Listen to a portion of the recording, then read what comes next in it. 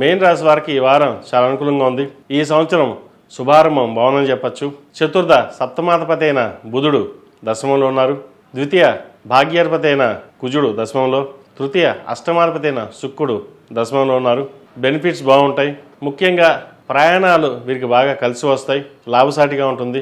నూతన వ్యాపారాలు ప్రారంభించాలన్న యోచన ఏదైతే ఉందో చక్కగా ప్రారంభించుకోవచ్చు. ద్వితీయాధిపతి భాగ్యాధిపతి కుజుడు దశమంలో ఉన్నారు. రావాల్సిన ధనం ఏదైతే ఉందో వీరి చేతికి అందుకు వస్తుంది. మీ నిర్ణయాలు 10 మంది 10 రకాలుగా చెప్తారు.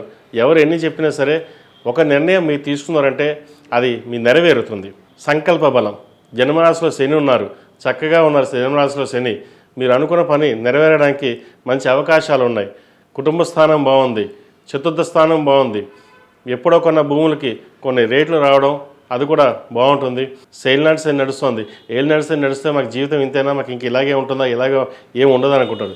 శని భగవానుడు నిజంగా చాలా మంచివారు. ఎందుకంటే కష్ట సుఖాన్ని మనకు అన్నీ నేర్పిస్తారు, చూపిస్తారు ప్రాక్టికల్గా. మన వాళ్ళెవరు, తన వాళ్ళెవరు, పరాయి వాళ్ళెవరు, మనకు చూసే వాళ్ళెవరు, పెట్టేవాళ్ళెవరు, పెట్టని వాళ్ళెవరు అనే భావన ఉంటుంది. ముఖ్యంగా స్నేహితులు కావచ్చు, బంధువర్గంలో కావచ్చు, మనం ఇప్పుడు ఉన్న స్థాయికి మన దగ్గరికి వచ్చే వాళ్ళెవరు, రానివారెవరో మీకు తెలుస్తుంది.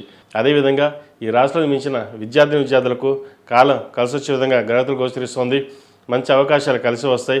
ఏదైనా సరే దక్షిణామూర్తి అనుగ్రహం ఉండాలి. చదువు మీరు చక్కగా చదువుతారు. అయితే ఒక్కొక్కసారి స్నేహితులు కావచ్చు, ఇతరులతో కావచ్చు, డీవియేషన్ అనేది ఏర్పడుతుంది. వారికి దూరంగా ఉండండి.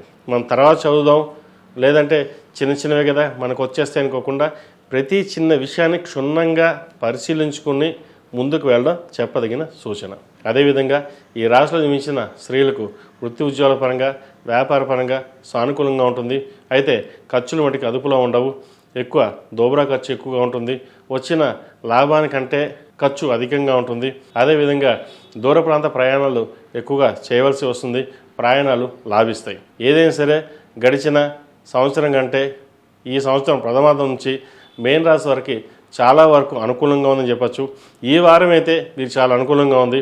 ప్రతిరోజు ప్రతినిత్యం హనుమాన్ చాలీసా, అదేవిధంగా విష్ణు సహస్రనామ పారాయణం చదవడం కానీ వినడం కానీ చేయండి, లేదా కాలభైరవ అష్టకం పఠించండి. ఈ ఏళ్ళు నడుస్తున్నప్పుడు ప్రతిరోజు కాలభైరవ అష్టకం పఠించడం అనేది చాలా విశేషమైనది. అది మీరు చదివిన తర్వాత మీకు తెలుస్తుంది ఎంత విశేషమైనది అది. ఏదైనా సరే దైవానుగ్రహం పుష్కలంగా ఉంది. ప్రతిరోజు దైవ కార్యక్రమాలు చేసుకుని, ప్రతిరోజు దేవుడు దండం పెట్టుకుని మీ ప్రయత్నాలు మీరు ప్రారంభించండి.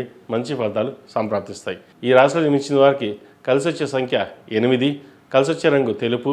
ఏదైనా పని మీద బయటకు వెళ్ళేప్పుడు మంగళవారం కానీ శుక్రవారం అడిగిన వెళ్ళండి. మంచి ఫలితాలు సంప్రాప్తిస్తాయి.